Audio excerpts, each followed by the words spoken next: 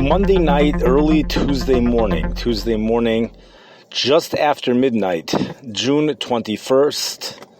You're listening to Weather with Enthusiasm.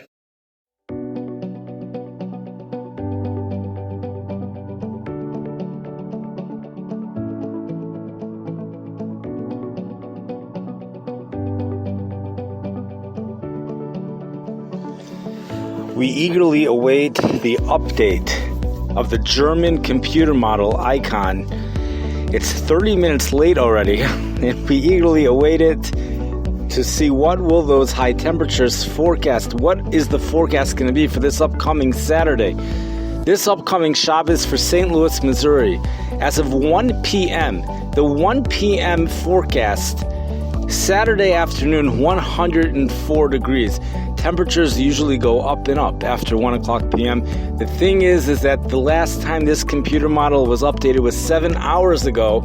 And 7 hours ago, it did not have the late afternoon forecast for this upcoming Saturday. This thing was supposed to be updated around 11:45 or so. It is well after midnight, and there's still no update. We're stuck with a 104, but it might be 105, 106, 107. It could be anything by now. But the European computer model has tremendous consistency for many, many cities along the Mississippi River Valley for this upcoming Saturday, all the way going down to the very end, New Orleans, Louisiana. That city is going to be breaking records from the 1800s this week. This upcoming Saturday, the European model is forecasting a high of 102 for New Orleans. But I noticed there are some areas within the New Orleans metro area that will be reaching 104. Memphis, Tennessee, between 104 and 106. Jackson, Mississippi, the same deal. Highs from 102 to 106 from New Orleans all the way to St. Louis, Missouri. Columbia, Missouri, 104. Springfield, Missouri, 104. Little Rock, Arkansas, 106. Dallas, Texas, 107. You go into Kansas, you have to get into the German computer model before you really start to get extreme. You get into the 100 and teens. It's considered a good model. I don't have much experience with it. It's considered one of the best. But the European computer model is really probably the best, in which I do have experience with. So we have that. The GFS computer model is also forecasting extreme heat for New Orleans to Memphis, but it won't quite make it into the St. Louis, Missouri because of a front and thunderstorm development, says the GFS computer model. Even the GFS, it's not forecasting the same type of extreme as the European computer model. The question here is, forecasters on mainstream websites, with the exclusion of the National Weather Service, for the past two heat waves, was forecasting super extreme stuff for St. Louis, Missouri. 104 for 1 week, 106 this week. Where did these forecasts come from? They never materialized. It never was that. So the question is, this time, once again, the same forecasters, as of this morning, forecasting once again extreme heat, 103. It's a little bit better for St. Louis this Saturday. But why should it be believed this time? In the past, the forecast started off high. Temperatures gradually got reduced as we got closer to the date. What is going to be different this time? And I believe the answer to this question, it's very simple. The past two times, it's true that forecasters on this website, which is really top-notch, was forecasting extreme stuff. Extreme stuff happened, at least last week, but it wasn't as extreme as they were forecasting. They were forecasting temperatures that were unprecedented for this time of the year within the type of environment that we were in last week. However, the European computer model was not forecasting that extreme for the past two heat waves. The European computer model was accurate by both situations within 1 degree. This upcoming Saturday is the very first time The very first time that the European computer model is forecasting triple-digit heat for St. Louis. You could say that there was some 100 degrees that was forecasted in some locations, perhaps in the St. Louis area last week. Well, it did hit 100. Beyond 100, especially what's being forecasted this Saturday, 104 degrees. The European computer model never forecasted anything like this in the past. Forecasters did it, not the European computer model. This is the very first time we have the European computer model forecasting super extreme. So there's an argument to say that it will happen. On the other hand, we have the GFS model. Whenever you have, if the GFS model was saying 100 and the European computer model was saying 104, so both models agree on the same synoptic setup. The question is, will it be 100 or will it be 104? So I would take the 104. But if there's a machlokas, there's different approaches as to what the synoptic setup is going to be, then we lose confidence in the European computer model. The GFS model has St. Louis in a border area. There's no machlokas, no different approaches for New Orleans or Memphis, Tennessee. Both of them agree on the same synoptic setup. It's going to be a high pressure ridge on Saturday, going all the way down from New Orleans, a city that rarely gets triple-digit heat. We'll have to deal with why. We spoke about it perhaps in a previous podcast. To Memphis, Tennessee, they also don't get much triple-digit heat. The solar insolation south of 60 degrees north latitude is highest between 43 and 44 degrees north latitude at about 486 units of the measurement they use to measure solar insolation. It's a little bit under 486. It's rounded to 486. Although 43 degrees north latitude and 44 degrees north latitude are the highest, but 42 degrees, 41, 40, 39, anywhere from 38 degrees to even 49 degrees north latitude, or 48 degrees north latitude, could be rounded to either 485 or 486. They're very similar stuff. When you get down to New Orleans, Louisiana, perhaps it's about 30 degrees north latitude. So the solar insolation, the units go don't go way down, but they go down. They do go down.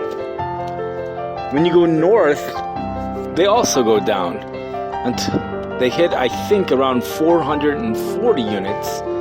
By the time you get to 60-some degrees north latitude, then they start to go up again. And at some point, even in the 60s, it goes past 486, even before you get to the Arctic Circle. And then it shoots up to somewhere between 516 and 525 at the North Pole. It's such a shame that the North Pole is all ice, because who knows how hot it can get up there. And it actually is significantly high up there for a solid 60 days. It's pretty high up there. It's at by July 21st, it's at 460 something, and it loses several units a day. So it's going way down at that point, but 460 something is way up there. And, May 21st, it's also way up there. So they have a solid 60 days of brutal stuff. And in terms of tropical sunshine strength, anywhere from 270 upward is tropical sunshine strength. That's what Hawaii gets on December 21st. So they have that tropical sun going all the way to August 22nd, I believe. And then it finally gives up. And we have the messed up the system of where the solar insolation is not highest in areas getting direct sun. It's highest further to the north, and even highest way up north. That system comes to an end at the end of August. Things finally go back to normal after that, and that's when we get the jet streams start to develop again, and that's really when the action starts to come in again. So a lot of stuff changes at the end of August. It's not just the solar insolations going down over here. The solar insolations going way down up north. And in addition, that whole setup of there being higher solar insolation up north, that also diminishes, creating a greater contrast in temperatures between up north and here, which strengthens the jet stream. That brings down systems from Canada, and at that point, it's all over. You know, you combine that's. We also have the hurricane season that starts once the Sahara dust gets the influence of the Sahara dust stops mid-August. That's when the hurricanes come. That also breaks down weather patterns. A lot of stuff is going on. I think it's really not the hurricanes so much. People think it's the hurricanes. I think it's more the solar insolation thing that gets the jet stream going. Even if there's no hurricanes, by September, you already have the jet stream developing and the weather pattern changes. And by September 21st, you already have places up north with 0 units of solar insolation as the sun sets for the year. New Orleans, Louisiana, it's always hard to blame solar insolation because the sun is so strong down there. It is so strong. Could you blame the ocean? You could blame the ocean. 90-degree water temperatures or 88 as the summer goes on. But what are you going to say for other places like Memphis, Tennessee? Why is triple-digit heat so rare? Why does it seem to be just as common when you go up north and places like that? So, we don't have answers, but, you know, they will be breaking plenty of records. When New Orleans, Louisiana approaches 100, it's going to break a record every day. This Saturday, 102 to 106. St. Louis's high is in jeopardy. Could be highs only in the low 90s, and if thunderstorms do develop, perhaps lower than that. We'll have to see what goes on with that, and that German computer model has not come out yet. It's coming out any minute, where we will see the update on that. As of now, already by 1 o'clock, it has a high of 104. I think that thing might be having higher temperatures than usual. The Meteo Blue than reality.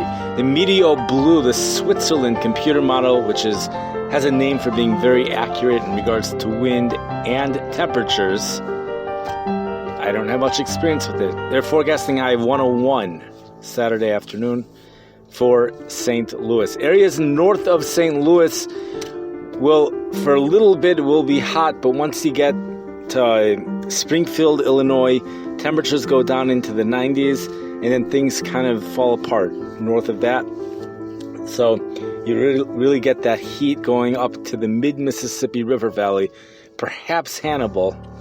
I don't even know if Hannibal is included, but areas further north than that, not included in this.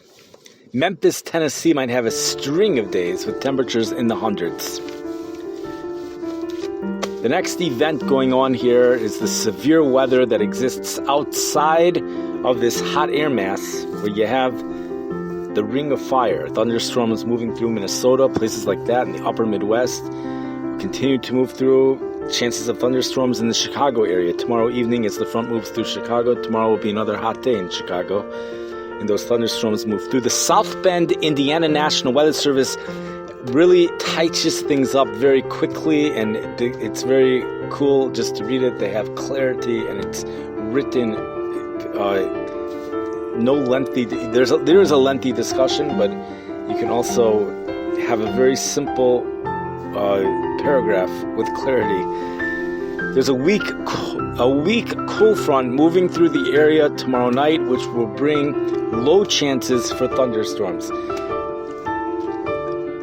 Thunderstorms that do develop could tap into a lot of instability. The Chicago National Weather Service doesn't feel there'll be anything severe, but you have to question. There is an enormous amount of instability, around 2,000 units of the Cape. And if thunderstorms do develop, why can't they be severe?